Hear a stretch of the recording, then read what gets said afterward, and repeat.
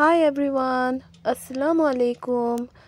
আশা ৰাখিছো আপোনালোক সকলো ভালে আছে, ময়ো ভালে আছো। আজি মই এটা সুইট ডিশ লৈ কেনে আপোনালোকৰ আগলৈ আহিছো। সকলোৱে বিভিন্ন ধৰণৰে বনায়, কিন্তু মই কি ধৰণৰ বনাইছো তাকে মই ভাবিলো যে আপোনালোকৰ আগত শেয়াৰ কৰো। আৰু আমি সকলোৱে জানো যে আমাৰ ইফতাৰী এটা সুইট ডিশৰ প্ৰয়োজন হয়, সেইবাবে এই স্পেশাল ডিশটো মই ইফতাৰীৰ বাবেই বনাইছিলো। তাকে মই বনাইছো কি ধৰণৰ চাও আহকচোন। তাত প্ৰথমে মই ৰাতিয়ে অকমান জহা চাউল তিয়াই ৰাখিছিলো। কম সংখ্যক জহা চাউল তিয়াই থব ভালকে ধুই ধাই। তাৰ পিছত তেজপাত এখন আৰু ডালচেনি দুটা আৰু ডাঙৰ ইলাচি, অলমান কাজু, অলমান কাঠবেদাম আৰু দুটা গাজৰ মই ভালকে ধুই ৰুকি থৈছিলো। এই সকলোখিনি বস্তু আপোনালোকে প্ৰথমে ৰেডি কৰি ল'ব। তাৰ পিছত কাজু আৰু কাঠবেদামখিনি 15 মিনিটৰ বাবে তিয়াই দিব। তাৰ পিছত আমি এখন কেৰাহী ললো। কেৰাহীখনত অকমান তেল দি কেনে গাজৰখিনি আমি অকমান ফ্ৰাই কৰি ললো। যেতিয়ালৈকে গাজৰৰ গোন্ধটো ভালদৰে গুচি নাযায় তেতিয়ালৈকে আমি গাজৰখিনি ফ্ৰাই কৰি ল'ম। এই গাজৰখিনি ভালদৰে ভাজি থকাৰ সময়ত আপোনালোকে গেছৰ ফ্লেমটো কমাই ল'ব।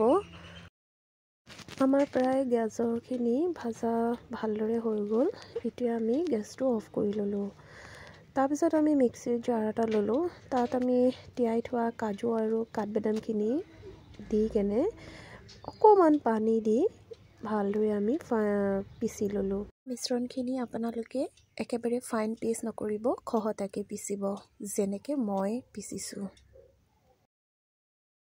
তাৰ পিছত আমি 1 লিটাৰ গাখীৰ ললো। গাখীৰত আমি তেজপাত, ডালচেনি আৰু ডাঙৰ ইলাচি দি দিলো। গাখীৰখিনি যেতিয়া উতলি আহিব তাত আমি তিয়াই থোৱা চাউলখিনি ঢালি দিলো। ঢালি দিয়াৰ পিছত আমি গেছৰ ফ্লেমটো মিডিয়াম কৰি দিলো আৰু ভালদৰে লৰাই থাকিলো। যেতিয়া অলপ দেৰি পিছত চাউলখিনি সিজি আহিব তেতিয়া আমি ভাজি থোৱা গাজৰখিনি দি দিব লাগিব। ভাজি থোৱা গাজৰখিনি দি দিয়াৰ পিছত প্ৰায় আমি 10 to 15 মিনিটছলৈকে আকৌ আমি গোটেই বস্তুখিনি সিজাই থাকিব লাগিব। এই ৰেচিপিটো মই বহুত বছৰৰ পৰা বনাই আহিছো। বহুতেই ভাল লাগে খাবৰ কাৰণে। আপোনালোকেও এবাৰ হ'লেও ঘৰত ট্ৰাই কৰিব এই ৰেচিপিটো। তাৰ পিছত আমি গাজৰখিনি সিজি যোৱাৰ পিছত কৰি থোৱা কাজু আৰু কাঠবেদামৰ পেষ্টখিনি ঢালি দিম। গোটেই মিশ্ৰণখিনি ভালদৰে আকৌ আমি সিজিবলৈ দিম। মই এই ৰেচিপিটোত কাজু আৰু কাঠবেদামৰ ব্যৱহাৰ অলপ বেছিকৈ কৰিছো। আপোনালোকৰ নিজৰ সুবিধা অনুযায়ী কাজু আৰু কাঠবেদামৰ ব্যৱহাৰ কৰিব পাৰিব। অলপ দেৰি যোৱাৰ পিছত আমি মন কৰিলো যে গাখীৰত গাজৰখিনি ভালদৰে সিজি গ'ল। তাৰ পিছত আমি পাউডাৰ মিল্ক আমি প্ৰায় 4 চামুচ মান ললো আৰু অকমান উতলা পানী দি কেনে ভালদৰে ফেটি ললো। ফেটি লোৱাৰ পিছত আমি গোটেই গাখীৰখিনি আমি দি দিলো। পাউডাৰ গাখীৰ দিলে অলপমান খাবলৈ সোৱাদ হয়, সেইবাবে মই পাউডাৰ গাখীৰ এইটো ৰেচিপিত ইউজ কৰিছো। যদি আপোনালোকৰ কিবা অসুবিধা হয় তেনেহলে আপোনালোকে স্কিপ কৰিব পাৰে পাউডাৰ গাখীৰটো।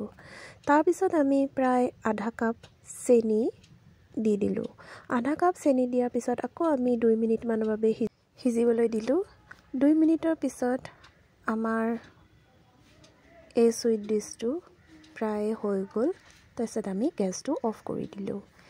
এই সুইট ডিশটো একেবাৰে সহজ। আপোনালোকে নিশ্চয় এবাৰ বনাই কেনে খাব। কেনেকুৱা লাগিলে আজিৰ এই ভিডিঅ'টো চাই কেনে নিশ্চয় কমেন্ট কৰি জনাব। আজিলৈ আহিছো। আসসালামু আলাইকুম।